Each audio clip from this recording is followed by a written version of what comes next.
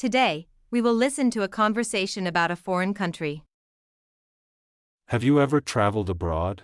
If yes, what country was it? Yes, I have. I traveled to the USA last year with my family.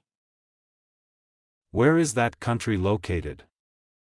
The USA is located in North America. What is it famous for?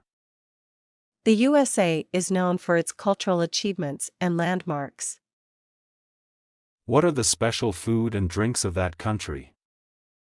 There are many. They are known for fast food, dairy, and many beverages.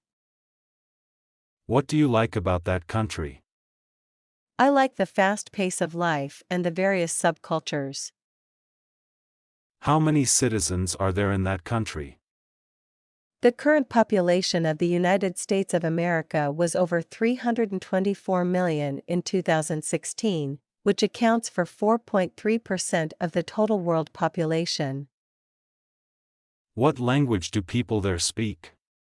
The national language is English, but many people also speak Spanish, French, German, and Chinese.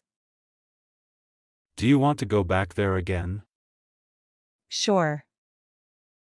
Why do people like to travel abroad? They just want to discover new places, learn new cultures, and maybe speak new languages.